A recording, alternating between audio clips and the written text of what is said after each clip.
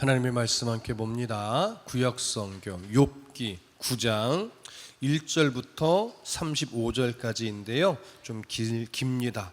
설교하면서 함께 말씀을 계속 읽어갈 테니까 1절부터 14절까지만 읽도록 하겠습니다. 욥기 9장 1절부터 14절까지 저와 함께 교독하겠습니다. 제가 먼저 1절을 읽겠습니다.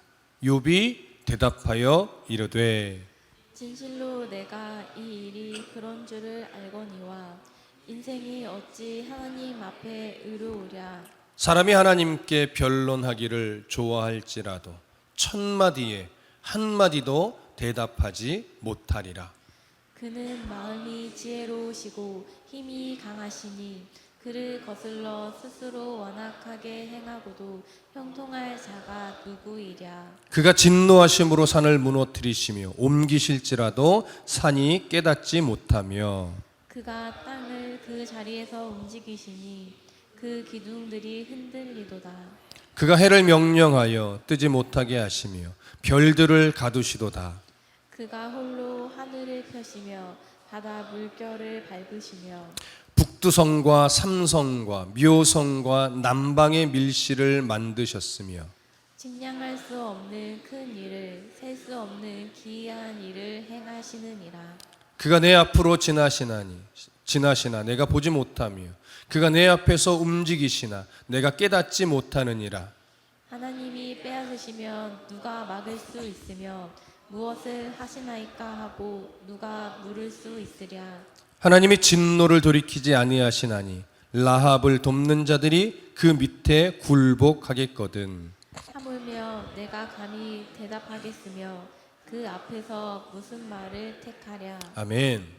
저번 시간의 말씀을 조금 더듬어 보시면 저번 시간에 욥기 8장을 통해서 2주 동안 빌닷이 욥을 향해서 정죄하는 내용을 살펴보았습니다. 아시다시피 빌닷은 욥을 향한 긍휼의 마음이 사실은 거의 없이 아주 강력하게 정죄를 했죠. 빌닷은 결국 자신이 가지고 있던 신학적인 신념, 또 평생을 붙잡고 살았던 전통적 이해, 그 프레임 안에 여호와 하나님을 가두어 버렸습니다. 그러면서 그가 가지고 있던 시선을 근거로 욥을 정죄했지요. 사실 빌닷이 바라보고 있는 하나님의 모습이 틀린 것은 아닙니다. 하지만 빌닷이 바라보고 주장하는 그 하나님의 모습은요, 하나님의 한쪽 면만을 보는 참 위험한 시선이었습니다. 하나님은 우리들이 가지고 있는 이해보다 훨씬 더 크신 하나님입니다. 우리가 이해하고 가지고 있는 신학적인 이해보다도 훨씬 더 크시고 위대하신 하나님입니다. 우리의 경험에 갇혀 계신 하나님이 절대로 아닙니다. 우리의 경험, 우리의 이성, 우리의 합리적인 판단, 우리의 어떤 지식, 그 모든 것을 더해도 우리는 하나님을 다 알지 못합니다. 욥은 지금 이렇게 크신 하나님을 경험하고 있는 중입니다. 무엇을 통해서? 재앙을 통해서. 마음에 일어난 수많은 갈등을 통해서 도대체 하나님의 어떤 분인가를 깊이 경험하고 있는 중이죠. 하지만 엘리바스도 빌닷도 또 조금 나중에 등장하게 될 소발이라는 인물도 하나님의 이 크심을 머리로는 알지만 그들의 가슴으로 인정하지 못하기 때문에 자신들의 이해 안에 하나님을 가두고 하나님은 그냥 이런 분이야 라고 그들은 주장만 할 뿐이었죠. 그러니까 하나님 앞에서 자신들의 이 무지를 깨트리지 않는 거예요. 그러나 지금 욥은 깨지고 있습니다. 부서지고 있습니다. 그러면서 자신이 알던 하나님보다 훨씬 더 크고 놀랍고 위대하신 하나님을 이제 만나게 되죠. 우리는 욥기를 통해서 그 하나님을 우리도 이제 경험해 가는 겁니다. 저는 욥기를 지금 이렇게 살펴보면서 사실 예전에는 욥기의 중요한 키워드가 인내라고 생각을 했었습니다. 그런데 지금까지 본문을 살펴보고 앞의 내용들을 이렇게 정리해 가다 보니까 제가 바라보는 더 중요한 키워드는 사실 갈등입니다. 혼란입니다. 갈등과 혼란을 통해 하나님이 이해 안 되고 하나님이 무섭기도 하고 도대체 하나님이 어떤 분인가? 그는 부딪히고 부딪히면서 하나님의 크고 위대하심을 결국 발견하고 인정하게 되는 거죠. 우리들의 인생 속에서 분명 욥처럼 혼란을 겪을 것이고 갈등을 겪을 겁니다. 하지만 놀라지 마십시오. 욥이 하나님을 만났듯이 반드시 우리도 크신 하나님을 만나게 됩니다. 그 하나님을 만나기까지 우리는 욥의 감정 상태, 친구들의 공격, 그러면서 하나님의 마음들을 계속해서 살펴보게 될 겁니다. 자, 본문으로 들어갑니다. 오늘 본문 9장 1절부터 14절을 다시 한번 저와 함께 교독합니다. 욥의 감정 상태를 잘 따라오시면 좋을 것 같습니다. 욥이 대답하여 이르되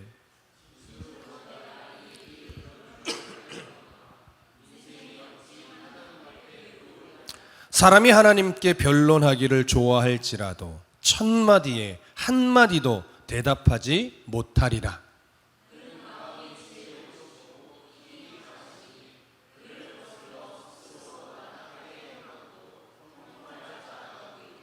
그가 진노하심으로 산을 무너뜨리시며 옮기실지라도 산이 깨닫지 못하며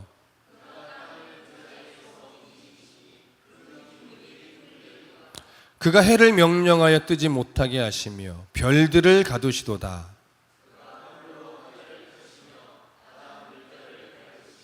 북두성과 삼성과 묘성과 남방의 밀실을 만드셨으며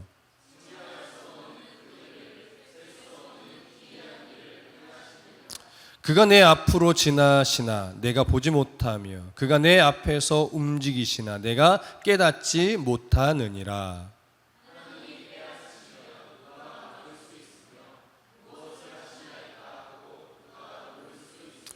하나님이 진노를 돌이키지 아니하시나니 라합을 돕는 자들이 그 밑에 굴복하겠거든. 하물며 내가 감히 대답하겠으며 그 앞에서 무슨 말을 택하랴. 자, 지금 욥은요 빌닷에게 이렇게 말을 시작합니다. 진실로 내가 이 일이 그런 줄을 알거니와. 이건 어떤 의미의 표현이냐면 빌닷이 주장했던 하나님의 공의, 하나님의 모습들, 그 내용에 대해서 욥도 이미 알고 있다는 거예요. 욥도 그 내용을 인정한다는 거예요. 그러면서 욥이 빌닷의 주장들을 듣고 어떤 내용들을 자신도 인정을 하는지 이제 그 부분을 쭉 나열해 가는데 뭐 절절을 설명하려면 좀 길어져요. 하지만 그냥 그 핵심 의미만 제가 좀 설명을 드리면서 본문을 보겠습니다. 먼저 이 부분을 이야기합니다. 인생이 어찌 하나님 앞에 의로우랴.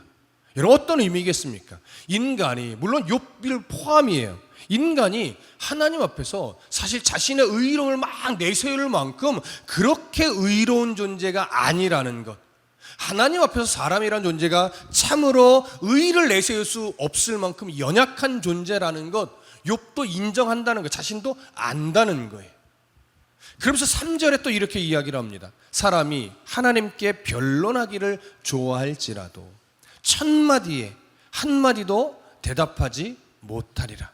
이건요, 이렇게 연약한 사람이 하나님과 변론할 수 있는 상황이 주어져서 자신의 의로움을 주장하며 하나님 앞에 말하려고 딱 마음을 먹었지만 하나님이 그 앞에 딱 서서 이야기하신다면 하나님이 천마디를 하실 때 사람은요 한마디라도 제대로 할 수 없다라는 거예요.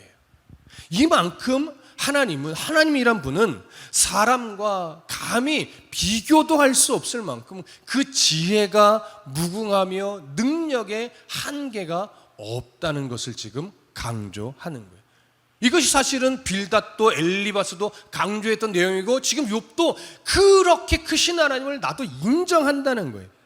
그러면 욥이 이 표현을 할 때 담겨있는 실제 욥의 마음이 뭘까요? 욥은요 자신이 이런 재앙을 받을 만큼의 잘못을 저지르지 않았다라고 지금 계속 주장하고 있고 여전히 그 마음을 가지고 있어요. 그러니까 자신은 그 재앙에 비하면 의롭다라고 하는 것을 욥은 아직도 철회하지 않고 있거든요. 그런데 문제는 뭐냐면 그렇게 크신 하나님 앞에서 나의 의로움을 하나님 앞에 확신시킬, 그렇게 주장하여 그 관철시킬 만한 능력이 자신에게는 없다라고 하는 것에 대한 이 절망감을 토로하는 거예요. 하나님이 얼마나 크신 하나님인 줄 내가 안다. 근데 그 하나님 앞에 나의 의로움을 좀 관철시키고 주장하고 신뢰하게끔 만들고 싶은데 나란 존재가 여전히 사람이라는 연약한 존재여서 아무리 몸부림치고 말하자면 발악을 해도 하나님 앞에 나의 의로움이 주장되지 않는다. 이런 절망스러운 탄식을 지금 이렇게 표현하는 거예요. 그리고 4절에 보시면 그는 마음이 지혜로우시고 힘이 강하시니 그를 거슬러 스스로 완악하게 행하고도 형통할 자가 누구이랴. 이건 뭐 당연한 진리죠. 유한한 인간이란 존재가 무한하신 하나님 앞에서 악하게 행동하면 절대로 형통할 수 없다는 이 불변의 진리를 욥도 안다는 거예요. 하지만 이 표현에 대면 욥의 실제 마음은 뭐냐면요, 욥이 나의 죄성, 자기의 죄를 인정하는 듯 보이지만 하나님 앞에서 나의 의로움을 감히 말할 수 없는 참으로 나의 무력함이 속상하다. 내가 한낱 연약한 사람이다 보니 위대하고 놀라우신 하나님 앞에 나의 의로움을 주장하고 싶지만 의로움에 대한 이 말 한마디도 하나 앞에 열 수 없는 난 참 무력한 이런 존재구나. 이런 어떤 절망스러운 표현이에요. 자, 이어서 보세요. 5절부터 7절까지. 그가 진노하심으로 산을 무너뜨리시며 옮기실지라도 산이 깨닫지 못하며 그가 땅을 그 자리에서 움직이시니 그 기둥들이 흔들리는도다. 그가 해를 명령하여 뜨지 못하게 하시며 별들을 가두시도다. 쉽게 얘기하면 이 세 구절은요, 어떤 의미냐면 하나님은 자신이 창조하신 이 자연도 얼마든지 파괴하실 수 있는 능력의 하나님이라는 거예요. 그리고 8절부터 보세요. 그가 홀로 하늘을 펴시며 바다 물결을 밟으시며 북두성과 삼성과 묘성과 남방의 밀실을 만드셨으며 측량할 수 없는 큰 일을, 셀 수 없는 기이한 일을 행하시느니라. 굳이 막 이게 뭐 남방의 밀실이 뭐냐 이런 거 설명 안 드려도 이 내용 결국 뭐냐면 이 온 세상, 우주, 별들, 은하계 이 광대한 것을 창조하신 그 하나님의 무한한 능력, 이걸 강조하는 거예요. 그러면서 이제 또 11절 이어보세요. 그가 내 앞으로 지나시나 내가 보지 못하며 그가 내 앞에서 움직이시나 내가 깨닫지 못하느니라. 하나님이 빼앗으시면 누가 막을 수 있으며 무엇을 하시나이까 하고 물을 수 있으랴. 이 표현은요, 그렇게 위대하고 크신 하나님, 그 하나님의 절대 주권을 강조하는 표현이에요. 그래서 하나님이 주권적으로 일하시는 그 사역들, 하나님이 주권적으로 행하시는 그 일들, 그 사역과 일들 앞에서 한낱 사람이, 욥이라고 하는 이 한 존재가 아무런 이의도 왜 그렇게 행하시느냐고 말할 수 없는 참으로 난 연약한 존재이구나, 이걸 지금 말하는 거예요. 그러니까 지금 뭐 장황하게 나열하지만 결국 뭐예요? 하나님은 너무나 크신 하나님이고 자신은 너무나 미약한 존재이고 내가 아무리 의로워도 그 크신 하나님 앞에서 나의 의로움을 한마디도 주장할 수가 없구나. 절망이에요. 탄식이에요. 그리고 13절 14절 보세요. 하나님이 진노를 돌이키지 아니하시나니 라합을 돕는 자들이 그 밑에 굴복하겠거든. 하물며 내가 감히 대답하겠으며 그 앞에서 무슨 말을 택하랴. 하나님이 자신에게 여전히 진노를 돌이키지 않고 있으시다고 말하면서 여기 라합이라는 이름이 언급되는데 우리가 라합 딱 들으니까 가장 먼저 뭐가 떠올라요? 여호수아서에 등장하는 기생 라합이 생각날 텐데 여기 언급된 라합은 그 기생 라합을 말하는 것이 아닙니다. 고대 근동 신화에 나오는 어떤 신화적 존재를 말하는 건데요, 고대 근동에는 이 창조 설화들이 많아요. 어떤 신은 물을 창조했고, 어떤 신은 산을 창조했고, 어떤 신은 별을 창조했고, 어떤 신은 뭘 창조했고, 이렇게 창조 신들이 굉장히 많거든요. 그런데 이 라합이라고 하는 이 신화적 존재는 그 창조 신들과 맞붙어서 싸우는 신화적 바다 괴물이에요. 바다 괴물. 신화적 존재죠.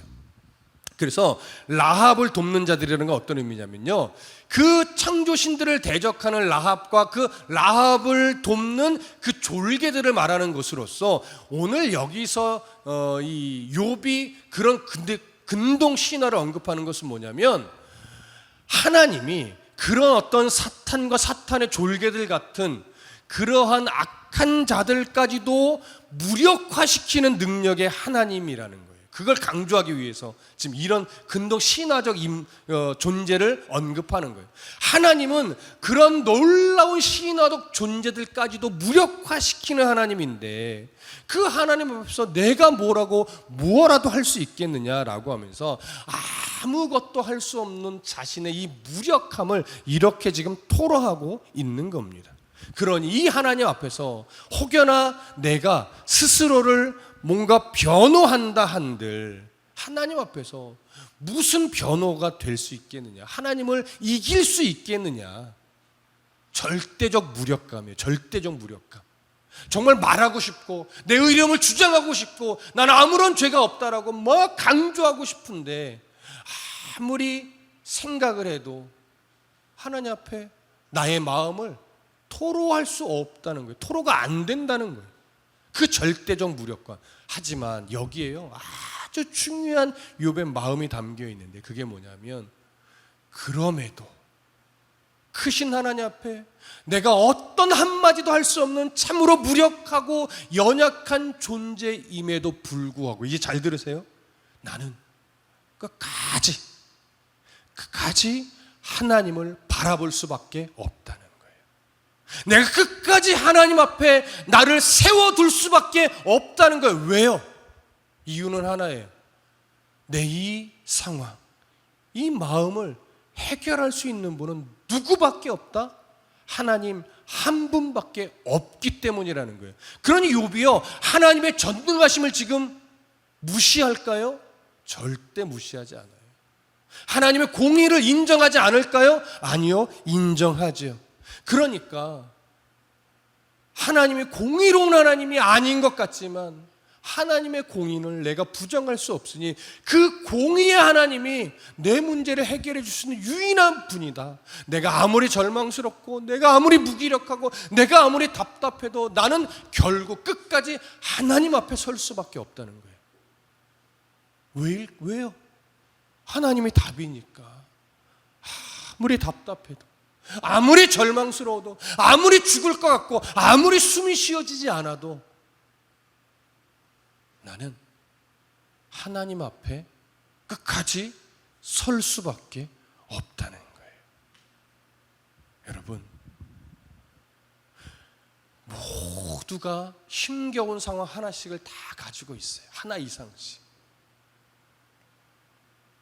그런데 불변의 진리는요, 아무리 힘들어도, 아무리 답답해도, 아무리 절망스러워도 하나님을 놓지 마십시오. 끝까지 포기하지 말고 하나님 앞에 나를 세워두시고, 하나님의 도움밖에 구할 것이 없습니다. 하나님, 끝까지 나를 외면하지 마시고 나를 도와주십시오. 지금 당장은 하나님의 어떤 숨결도 느껴지지 않아서 절망스럽지만 그래도 하나님밖에 없으니 끝까지 나를 하나님 앞에 세우겠사오니 하나님, 나를 도와주십시오. 여러분, 지금요 욥의 마음엔 그거밖에 없어요. 조금 더 이어서 볼까요? 여러분, 15절부터 24절까지 저와 함께 교독합니다. 소위 계속 읽어주세요. 자, 제가 15절 읽겠습니다. 가령 내가 의로울지라도 대답하지 못하겠고 나를 심판하실 그에게 간구할 뿐이며, 가령 내가 그를 부름으로 그가 내게 대답하셨을지라도 내 음성을 들으셨다고는 내가 믿지 아니하리라. 그가 폭풍으로 나를 치시고 까닭 없이 내 상처를 깊게 하시며 나를 숨쉬지 못하게 하시며 괴로움을 내게 채우시는구나. 힘으로 말하면 그가 강하시고 심판으로 말하면 누가 그를 소환하겠느냐. 가령 내가 의로울지라도 내 입이 나를 정죄하리니 가령 내가 온전할지라도 나를 정죄하시리라. 나는 온전하다마는 내가 나를 돌아보지 아니하고 내 생명을 천히 여기는구나. 일이 다 같은 것이라. 그러므로 나는 말하기를 하나님이 온전한 자나 악한 자나 멸망시키신다 하나니. 갑자기 재난이 닥쳐 죽을지라도 무죄한 자의 절망도 그가 비웃으시리라.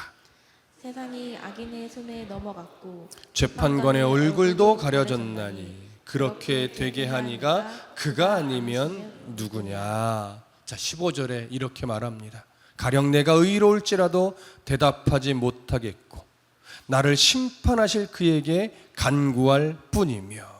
이 표현은요, 욥이 정말 바라고 원하던 대로 법정에서 하나님을 정말 만나게 된다면 욥은 자신이 의로움에도 불구하고 그저 자신의 입장은 하나님의 처분을 기다릴 수밖에 없는 연약한 존재임을 이렇게 고백하는 거예요. 그러면서 16절, 가령 내가 그를 부름으로 그가 내게 대답하셨을지라도 내 음성을 들으셨다고는 내가 믿지 아니하리라. 자, 이게 어떤 의미냐면요, 욥이 정말 간청하고 간청해서 드디어 욥이 기다렸던 대로 하나님이 어떤 음성을 욥에게 딱 주셨어요. 반응이 이제 시작이 된 거예요. 그렇게 기다리던 하나님의 음성이 들리기 시작한다 해도 그 하나님은 지금 욥의 마음을 헤아리고 위로하기 위해서 입을 여시는 것이 아니라고 자기는 여겨진다. 이렇게 말하는 거예요. 왜요? 하나님은 여전히 재앙을 내리신 이후부터 지금까지 하나님 계속해서 침묵하셨고 한순간도 욥에게 어떤 말씀도 주신 적이 없어요. 그러니까 그가 갈구하는 것은 뭐예요? 제발 하나님 한마디라도 좀 해주세요, 이거였거든요. 그가 원하던 대로 하나님이 한마디를 주신다 한들 그 지금까지 침묵하신 하나님이 과연 그 한마디가 나를 위로하려고 주는 말이겠느냐. 욥의 절망감이에요. 그러면서 17절부터 보세요. 그가 폭풍으로 나를 치시고 까닭 없이 내 상처를 깊게 하시며 나를 숨쉬지 못하게 하시며 괴로움을 내게 채우시는구나. 힘으로 말하면 그가 강하시고 심판으로 말하면 누가 그를 소환하겠느냐. 여러분, 욥은 정말 법정에서라도 하나님을 만나서 자기의 이 마음을 토로하며 자기의 의로움을 변호하고 싶었어요. 그게 정말 소원이었어요. 그래서 상상하는 거예요. 이렇게 법정에서 하나님을 내가 대면하게 된다면 나는 정말 내 의로움을 강조해서 하나님 앞에 나의 의로움을 관철시키고 싶었는데 막상 법정에서 하나님을 대면한다고 생각을 하니 나의 의로움이 관철되기는커녕 오히려 절망스러움이 더 깊어질 수밖에 없겠다라고 하는 생각이 든다는 거예요. 얼마나 답답하면 욥이 이런 탄식을 할까요? 욥은 지금까지 하나님이요 자신을 숨도 쉬지 못할 정도로 압박해왔고 계속해서 괴로움만 채워왔다라고 이렇게 이야기를 합니다. 제가 이 부분을 보면서 사실은 어제 우리 장종택 목사님 그런 말씀하셨잖아요.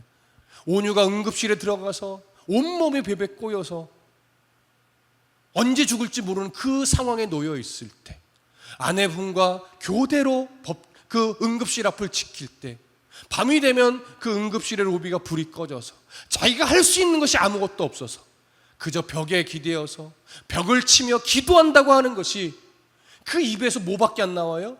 그냥 한숨밖에 안 났다고 하면서 벽을 치는 게 자신의 기도였다고. 그런데 그러는 와중에 숨이 쉬어지질 않아서 어떻게 하셨다고 합니까? 가슴을 치면서 숨을 쉬려고 가슴을 치면서 기도했다라고 하죠. 여러분, 제가 그 가슴을 치는 그 목사님의 소리를 들을 때요 욥의 이 고백, 나를 숨쉬지 못하게 하시며 괴로움을 내게 채우시는구나, 이런 욥의 탄식이 느껴졌어요. 욥도 수없이 호흡하고 싶어서 가슴을 쳤을 것 같아요. 기도한다고 하는 그 소리가 그저 신음소리였을 것 같아요. 얼마나 힘겨우면, 얼마나 답답하면, 하지만 하나님은 놓을 수 없어서 그는 그 상황에, 그 답답한 상황에, 숨도 쉬지 않고 압박감이 느껴지는 상황에 여전히 하나님 앞에 나아가 가슴을 치며 한숨을 쉬며 기도하는 거예요.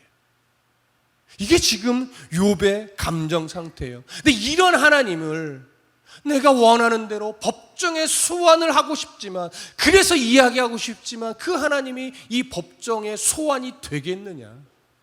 안 된다는 거 사실 아는 거지. 그리고 20절부터 보세요. 가령 내가 의로울지라도 내 입이 나를 정죄하리니 가령 내가 온전할지라도 나를 정죄하시리라. 나는 온전하다마는 내가 나를 돌아보지 아니하고 내 생명을 천히 여기는구나. 여기서요, 욥이 말하잖아요. 내 생명을 내가 천히 여길 수밖에 없다고. 이게 어떤 의미냐면, 욥이 원하던 대로 법정에서 하나님을 대면하게 된다 생각을 하는데, 하나님 앞에 내 의로움을 막 주장하고 싶은데 결국 그 앞에서 입을 열면 그냥 자기 자신을 정죄하게 될 것 같다는 거예요. 내 의로움에도 불구하고 하나님 앞에 자신의 의로움이 증명되지 않을 것이 뻔하기 때문에 이제는 내가 어떤 소망의 빛도 보이지 않으니까 그냥 살아갈 의지가 상실되어 버렸습니다. 이 고백을 하는 거예요. 그게 여기서 내 생명을 천하게 여긴다는 것, 내 생명을 천히 여긴다는 게 그 표현이에요.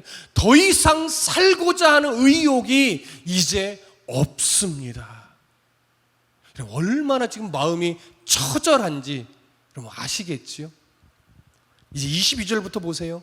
일이 다 같은 것이라. 그러므로 나는 말하기를 하나님이 온전한 자나 악한 자나 멸망시키신다 하나니 갑자기 재난이 닥쳐 죽을지라도 무죄한 자의 절망도 그가 비웃으시리라.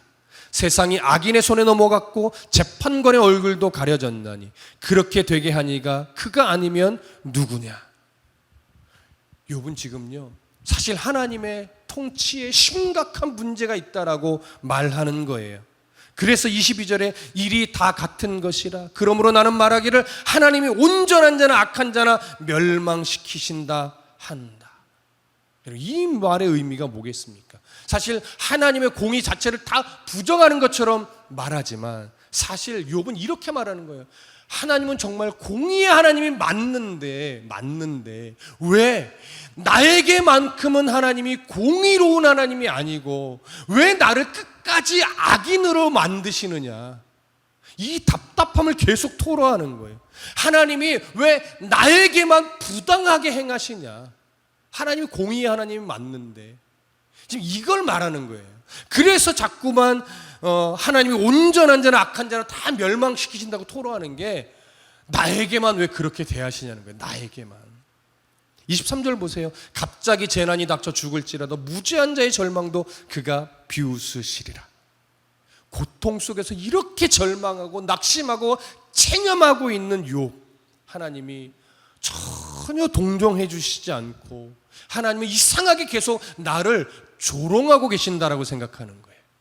이거 하나님이 욥을 이렇게 보지 않고 있어요. 근데 하나님이 그 어떠한 음성도 반응도 주지 않으니까 욥은요, 하나님이 나를 이렇게 비웃고 조롱하고 압박하고 고통을 채우며 하나님이 나에게만 이렇게 부당하게 대우하시는구나, 계속 이렇게 생각을 하는 거예요. 그런데도 여전히 하나님은 욥에게 아직 아무런 응답도 주지 않습니다.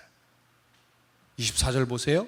세상이 악인의 손에 넘어갔고 재판관의 얼굴도 가려졌나니 그렇게 되게 하니가 그가 아니시면 누구냐. 모든 이 불합리한, 욥이 볼 때 불합리한 이 상황의 원인이 누구에게 있다라고 토로해요? 하나님에게 있다라고 토로해요. 여전히 하나님 때문에 이 상황이 이렇게 된 것이 아닙니까? 라고 외칩니다. 자, 이제 마지막 25절부터 35절까지 함께 교독하겠습니다. 제가 먼저 25절을 읽습니다. 시작. 나의 날이 경주자보다 빨리 사라져 버리니 복을 볼 수 없구나. 그 지나가는 것이 빠른 배 같고 먹이에 날아내리는 독수리와도 같구나. 가령 내가 말하기를 내 불평을 잊고 얼굴빛을 고쳐 즐거운 모양을 하자 할지라도 내 모든 고통을 두려워하오니 주께서 나를 죄 없다고 여기지 않으실 줄 아나이다. 내가 정죄하심을 당할진대 어찌 헛되이 수고하리이까. 내가 눈 녹은 물로 몸을 씻고 잿물로 손을 깨끗하게 할지라도 주께서 나를 개천에 빠지게 하시리니 내 옷이라도 나를 싫어하리이다. 하나님은 나처럼 사람이 아니신즉 내가 그에게 대답할 수 없으며 함께 들어가 재판을 할 수도 없고 우리 사이에 손을 얹을 재판결자도 없구나. 주께서 그의 막대기를 내게서 떠나게 하시고 그의 위엄이 나를 두렵게 하지 아니하시기를 원하노라. 함께 읽습니다. 그리하시면 내가 두려움 없이 말하리라. 나는 본래 그렇게 할 수 있는 자가 아니니라. 자, 25절 26절 욥이 이제 이렇게 말합니다. 나의 날이 경주자보다 빨리 사라져 버리니 복을 볼 수 없구나. 그 지나가는 것이 빠른 배 같고 먹이에 날아내리는 독수리와도 같구나. 이건요, 지금 이렇게 절망스러운 상황이 지속되고 하나님은 한 번도 나에게 나타나신 적이 없고 이제 내가 하나님 앞에 무엇인가 또 몸부림을 좀 치고 싶은데 나의 날이 얼마 남지 않았구나. 시간이 얼마 없구나. 이런 의미예요. 그럼 시간이 얼마 없다는 것이 어떤 의미냐면 욥이 느끼기에 이제 자기가 곧 죽을 것 같은 거예요. 내가 곧 이제 죽을 것 같으니 내가 뭐라도 한 번 더 하나님 앞에 좀 하고 싶은데 할 수 있는 시간이 이제 내게 얼마 남지 않았구나. 이런 절망을 표현하는 겁니다. 그리고 27절부터 보세요. 가령 내가 말하기를 내 불평을 잊고 얼굴빛을 고쳐 즐거운 모양을 하자 할지라도 내 모든 고통을 두려워하오니 주께서 나를 죄 없다고 여기지 않으실 줄을 아나이다. 내가 정죄하심을 당할진대 어찌 헛되이 수고하리이까. 이건 어떤 의미냐면 욥이 다시 한번 마음을 고쳐 먹어보겠다는 거예요. 내가 지금까지 하나님이 나의 의로움을 인정하지 않고 재앙을 내린 것, 고통스럽게 나를 몰아넣은 것 그냥 그렇다 치고 이제라도 다시 한번 나의 모든 불평을 잊고 얼굴빛을 바꿔서 환하게 웃으며 아무 일 없었다는 듯이 다시 하나님 앞에 나아가 예배하고 제사하고 하려고 노력한다 할지라도 하나님은 그런 나의 애씀을 기특하게 보거나 긍휼히 여기지 않고 오히려 나를 계속 정죄만 할 거라는 거예요. 하나님이 그렇게 나를 정죄할 것이니 내가 이렇게 수고할 이유가 없다는 거예요. 정말 사방이 꽉꽉 틀어막혀서 어디 하나 뭐라도 좀 가능성이 있겠지라고 볼 여지가 욥에게는 하나도 지금 없다는 거예요. 그리고서 또 보세요. 30절 내가 눈 녹은 물로 몸을 씻고 잿물로 손을 깨끗하게 할지라도 주께서 나를 개천에 빠지게 하시리니 내 옷이라도 나를 싫어하리이다. 이거는 이런 의미예요. 그렇게 내가 마음을 고쳐먹고 다시금 하나님 앞에 지난 날은 지난 날이고 이제라도 다시 하나님 앞에 나를 정결하게 깨끗하게 하나님 앞에 만들기 위해서 노력하여 다시 제사하고 제물도 드리고 도덕과 윤리적으로도 깨끗하게 살고 하나님 앞에서 악을 떠나며 하나님을 경외하려고 다시 몸부림친다 한들, 잘 들으세요. 하나님은 그런 나의 애씀을 기쁘게 받아주시는 것이 아니고 그런 나의 등을 떠밀어서 개천에 빠뜨려 여전히 더럽게 하나님은 나를 만드실 겁니다. 이런 의미예요. 그러니 다시금 성결하게 내 삶을 만들어갈 이유가 욥에게는 없다는 거예요. 왜? 또 빠뜨려 있어서 더럽게 만드실 건데 내가 깨끗하게 나를 한들 무슨 의미가 있냐는 거지. 그러면서 32절 보세요. 하나님은 나처럼 사람이 아니신즉 내가 그에게 대답할 수 없으며 함께 들어가 재판을 할 수도 없고 우리 사이에 손을 얹을 판결자도 없구나.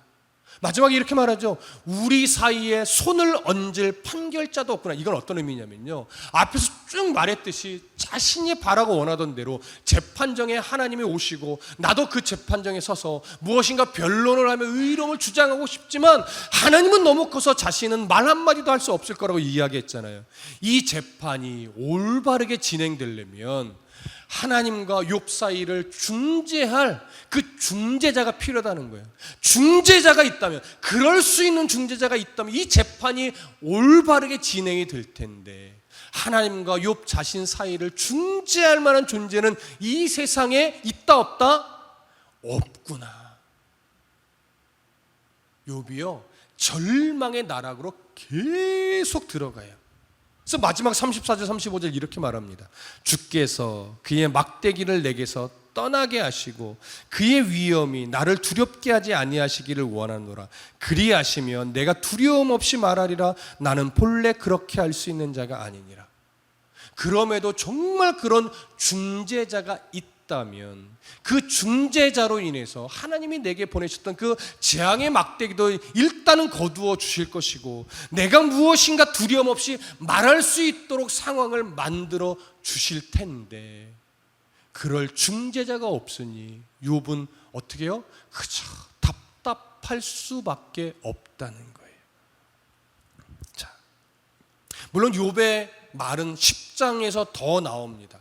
오늘은 9장까지만 보는데, 사실 9장의 내용을 쭉 지금 장황하게 제가 이야기했지만 별 내용이 없어요. 근데 그 내용은 뭐밖에 없어요?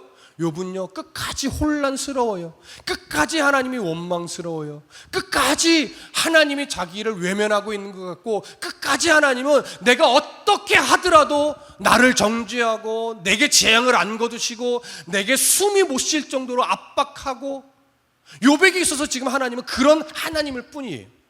그 하나님이 내게 온다 한들 나를 위로할 리 만무하고, 그 하나님은 끝까지 나를 대적할 것이고 죄인으로 만들 것이고 나의 그 어떤 말에도 귀를 기울이시지 않을 거라고 욥은 그렇게 생각하는 거예요. 모든 것을 체념한 것처럼 욥은 이야기를 해요.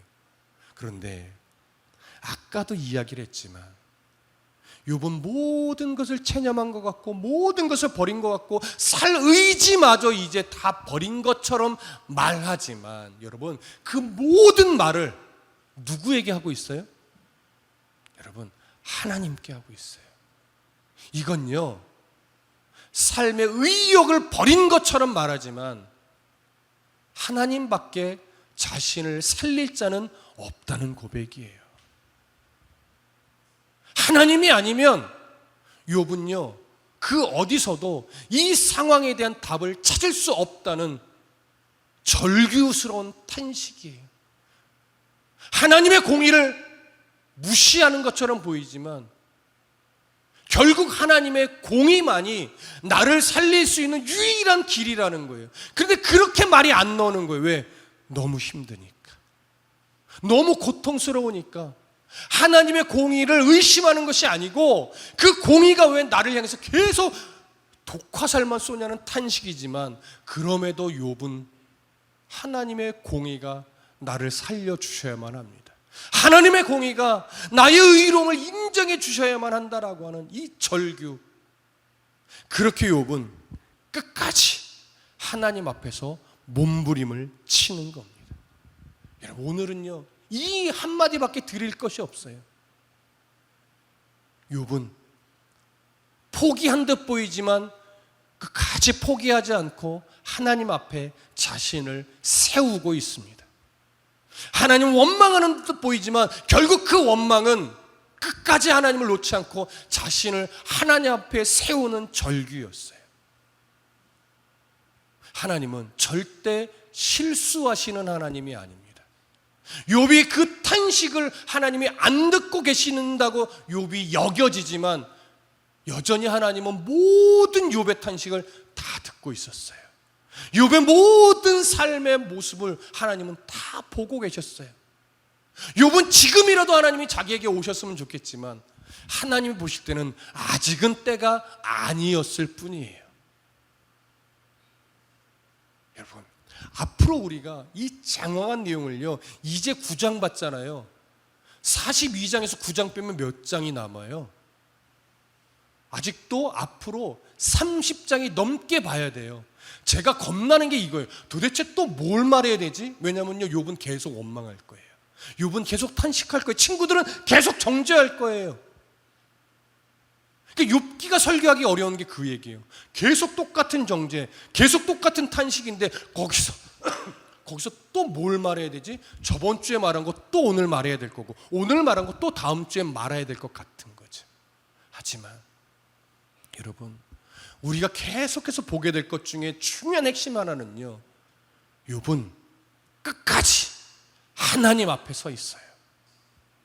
이게 신앙에 있어서 너무나 중요한 거예요. 어떤 이들은 절망과 힘겨움을 마주하면서 하나님을 떠나서 울어요. 어떤 이들은요, 하나님 밖에서 몸부림쳐요. 하나님 밖에서 힘겨워만 해요. 하나님 밖에서 절망해요. 근데 욥은요, 끝까지 하나님 앞에서 절망해요. 욥은 끝까지 하나님 앞에서 탄식해요. 욥은 끝까지 하나님 앞에서 울어요. 하나님을 놓지 않아요. 모든 원망, 불평, 탄식, 절규 다 하나님 앞에서 해요. 여러분, 어떤 상황이, 어떤 형편이 우리의 삶에 또 오게 될지 모릅니다. 항상 즐거운 일만 있지는 않죠.